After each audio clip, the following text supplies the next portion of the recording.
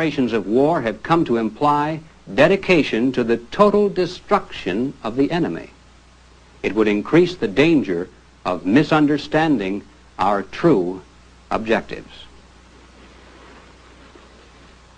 The August 2nd, 1961 issue of the Congressional Record contains a statement by Senator J.W. Fulbright, chairman of the Senate Foreign Relations Committee, and, of course, a longtime exponent of the grand design. Here is what Fulbright said. In the long run, it is quite possible that the principal problem of leadership will be to restrain the desire of the people of America to hit the communists with everything we've got, particularly if there are more Cubas. Well, returning to the State Department, we find that by 1962, the man who was then running the Foreign Policy Planning Division was Walt Rostow, President Kennedy's special advisor on foreign affairs. In a report to the President entitled Basic National Security, Rostow stated, "Rising tensions or pleas of the American public must be ignored in any crisis with Russia. The temptation must be avoided to degrade or embarrass the Soviets in the eyes of the world."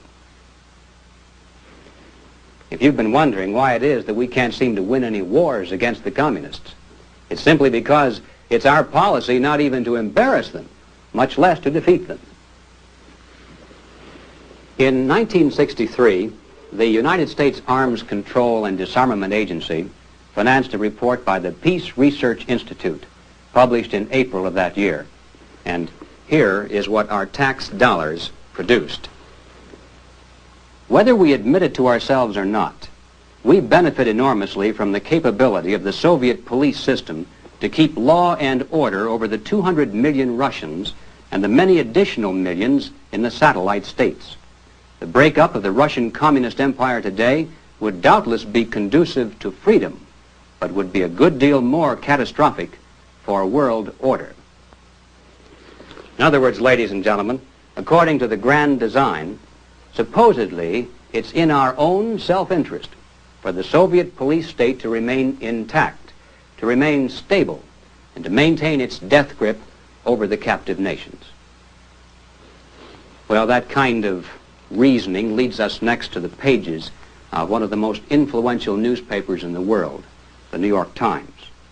On August 16, 1961, the Times ran this editorial: "We must seek to discourage anti-communist revolts in order to avert bloodshed and war.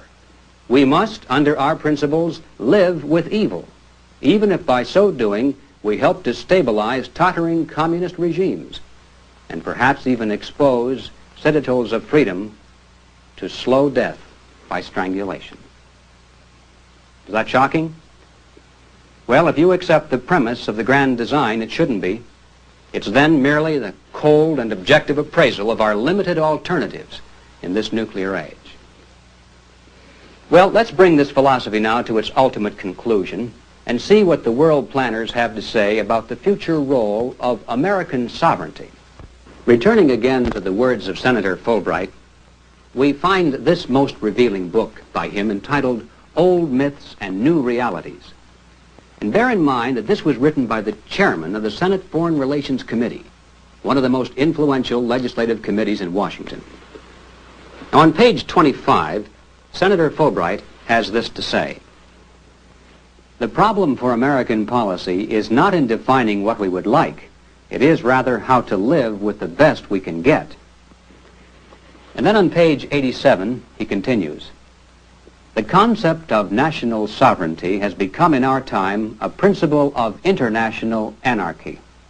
Our survival in this century may well turn out to depend upon whether we succeed in transferring at least some small part of our feelings of loyalty and responsibility from the sovereign nation to some larger political community." And then again he repeats back here on page 108, just so that no one misunderstands what he's trying to say.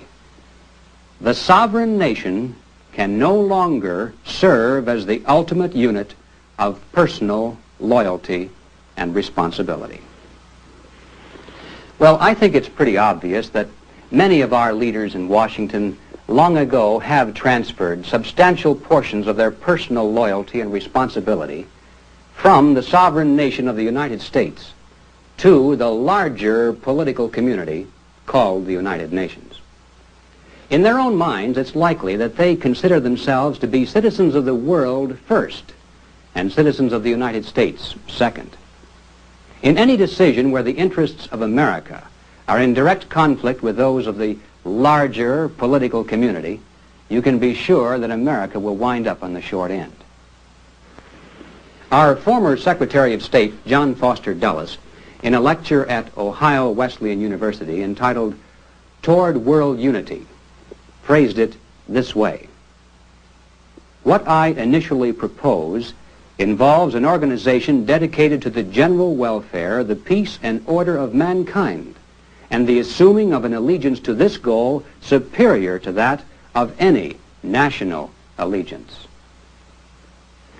Well, returning again to the words of Walt Rostow, our former chief of the State Department Policy Planning Division, we find an unusually open and frank summary of the objectives of the grand design spelled out in his book, The United States in the World Arena, which incidentally was subsidized by the CIA.